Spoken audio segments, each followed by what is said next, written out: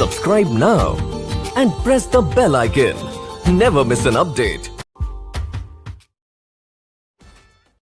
देखिए, समानांतर श्रेणी का क्वेश्चन बैंक का हम लोग तीसरा पार्ट देखेंगे और उसमें हम लोग पहला क्वेश्चन देखेंगे।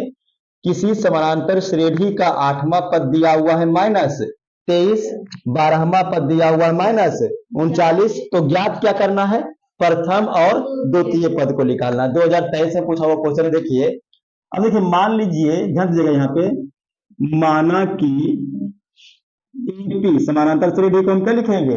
एपी। तो माना कि समानांतर श्रेणी का प्रथम पद ए तथा सार्व अंतर कितना है? डी है। क्लियर? अब ध्यान दीजिएगा, दिया हुआ क्या है? दिया हुआ है 8वां पद। तो 8वां पद को हम लिख सकते हैं A8 और कितना है 8वां पद? 23 है। उसके बाद दिया हुआ है 12वां पद, या इसको हम देखिए, अगर A8 दिया हुआ है तो A8 को हम लिख सकते हैं A प्लस 7D। ठीक है, और कितना हो जाएगा? -23। इसको इक्वेशन 1 कर दीजिए। फिर 12वां पद, तो A12 से, और दिया हुआ है -39, तो हो जाएगा A plus 11D equal to -39। समीकरण 2 बन जाएगा। जैमा पद रहेगा उसमें से D का मान 1 कम करके लीजिएगा। देखिए, 12 है तो 11D, 8 है तो 7D। अब समीकरण 1 और 2 को घटा दीजिए। ठीक है, तो लिखेंगे समीकरण 1 -2 करने पर। ठीक है, तो समीकरण 1 कितना है?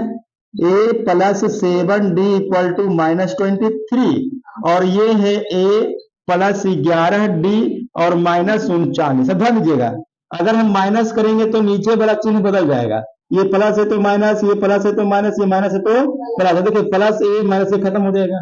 कितना जाएगा? -11 में से 7D जाएगा तो -4D। देखिए, 39 प्लस हो गया है तो कितना बचेगा? 16 प्लस में 4 चौके, तो D का वैल्यू आ जाएगा -4। अब अगर D का मान आ गया है तो हम प्रथम पद और द्वितीय पद निकाल सकते। कैसे निकालेंगे? ध्यान दीजिए, प्रथम पद क्या होता है? A, तो A प्रथम पद हो जाएगा। तो A का मान, और रुक जाइए, ये D का मान जो है समीकरण 1 या 2 में दे दीजिए, तब A का मान निकल जाएगा। ठीक है, तो यहां पर हम लोग लिखेंगे समीकरण 1 में D का मान देने पर।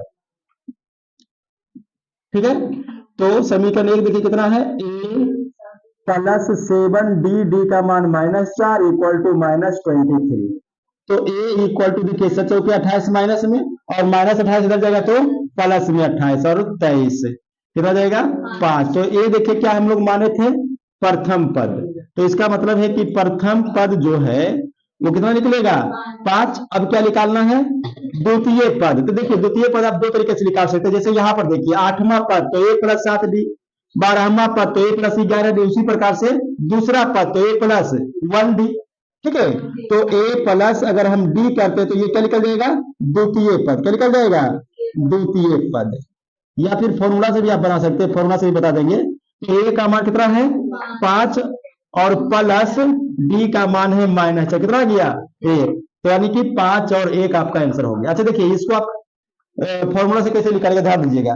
देखिए, फॉर्मूला होता है n पद के लिए A plus n-1 into D। Cava पद निकालना है? दूसरा।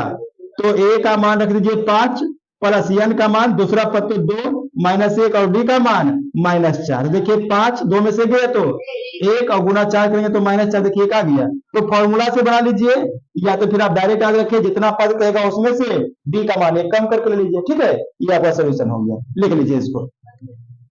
अब देखिए, दूसरा क्वेश्चन क्या है? एपी का 31वां पद ज्ञात कीजिए जिसका 11वां पद 38 दिया हुआ और 16वां पद 73 दिया हुआ। क्वेश्चन देखिए, 13 का एनुअल और 13 का कंपार्टमेंटल में पूछा हुआ क्वेश्चन, जिसके पहले जो बनाए थे क्वेश्चन सेम उसी प्रकार से ये भी बनेगा।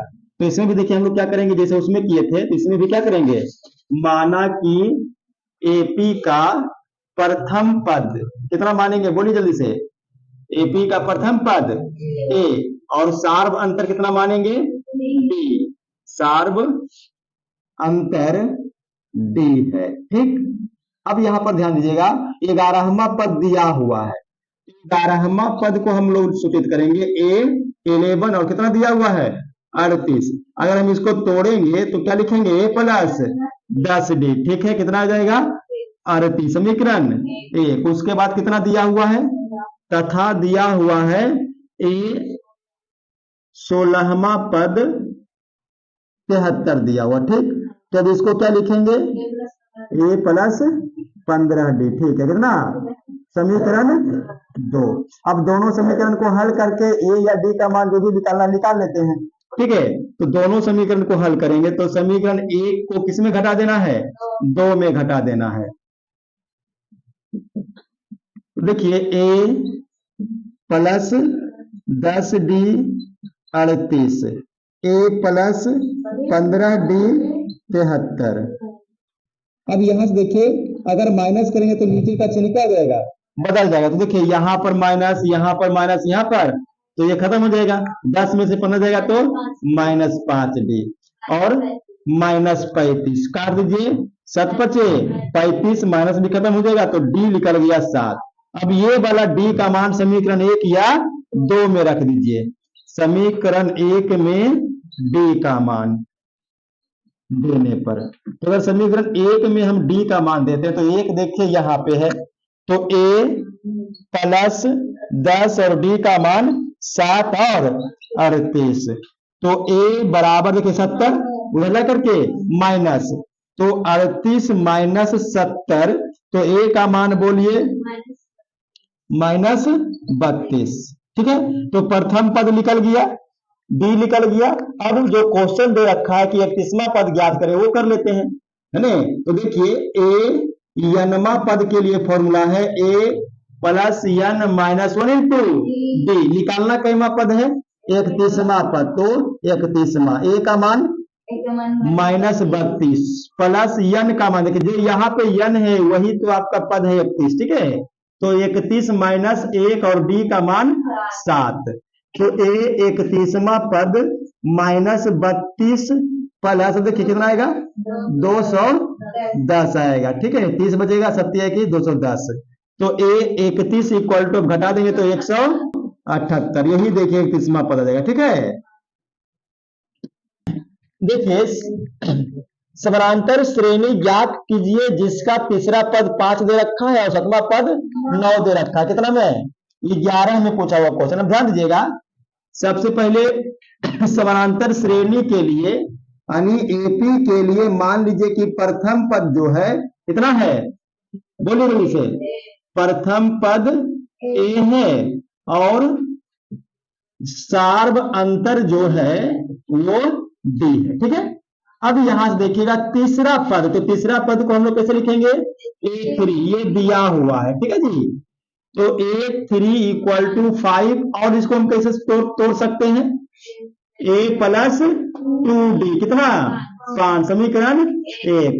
तथा 7वां पद को हम कैसे लिखेंगे a 7 और 9 दिया हुआ। अब इसको तोड़िए, a plus 6d equal to 9 हो गया।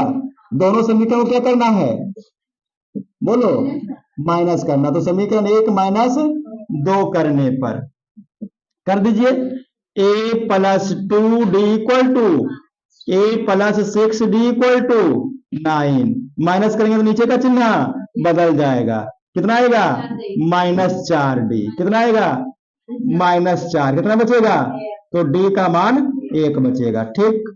अब अगर d का मान निकाल तो यही d का मान हम समीकरण 1 या 2 में रख करके a का मान निकालेंगे। तो समीकरण 1 से देखिएगा a प्लस 2d का मान 1 आ गया है और कितना है 5, देखिए यहां से मान रख रहे हैं, तो a इक्वल टू कितना निकलेगा 3, देखिए इधर जाएगा ना। अब देखिए AP ज्ञात करना है, क्या ज्ञात करना है AP। तो अब ध्यान दीजिएगा, देखिए AP का एक फॉर्मूला आपको बताए थे कि होता है a फिर a प्लस d फिर a प्लस 2d, इस प्रकार से, या फिर समझिएगा इसको, अगर ये फॉर्मूला आपको याद नहीं है तो भी आप बना सकते। कैसे a प्रथम पद है तो प्रथम पद 3, अब बात कीजिए, आपको बताए थे कि इसके आगे वाला पद कैसे प्राप्त होगा सार्व अंतर को जोड़ने से, ठीक है। तो a में सार्व अंतर जोड़िए, कितना है सार्व अंतर 1, तो 3 प्लस 1 तो 4, फिर इसमें 3 और 2 5 6, इस प्रकार से ये आपका एपी बन जाएगा। क्लियर? लिख लीजिए, इसको नोट कीजिए। देखिए अगला क्वेश्चन क्या है, एक समानांतर श्रेणी जिसमें ए 21वां पद और ए 7वां पद का माइनस यानी कि अंतर 84 दिया हुआ और इसका सार्वंतर ज्ञात करना। ये भी क्वेश्चन देखिए 23 से पूछा हुआ। अब ध्यान दीजिएगा, दिया हुआ क्या है, दिया हुआ है ए 21वां पद माइनस ए 7वां पद कितना 84। अब ध्यान दीजिएगा, ए 21वां को क्या लिख सकते हैं 20d, ठीक है। फिर माइनस 7 को क्या लिख सकते हैं, ठीक है, इक्वल टू 84। और देखिएगा ये प्लस और ये माइनस, फिर देखिए 20 प्लस में और इसमें गुणा करेंगे तो ये माइनस हो जाएगा, इसी तो ये कटेगा। तो 14 और 84, 14 कई बार में, तो डी यानी कि सार बनकर आपका 6 निकल गया। हल्का क्वेश्चन। अगला क्वेश्चन देखिए, दिए गए एपी का पहला पद और सार बनकर ज्ञात करना है। 14 में पूछा हुआ क्वेश्चन है। देखिए एपी दिया हुआ है ना, तो अगर ये दिया हुआ है तो यहां से हम लोग डायरेक्ट निकाल लेते हैं। एपी कितना, एपी का पहला पद 12, डी बताइएगा 17 माइनस 12, ठीक 5 हो गया पहला पद। तो पहला पद तो निकल गया 12, सार बनकर भी निकल गया 5, हो तो गया। हम कुछ करना कहा इसमें, चलो हो गया ये आंसर। तो बहुत हल्का क्वेश्चन पूछ दिया था है ना जी।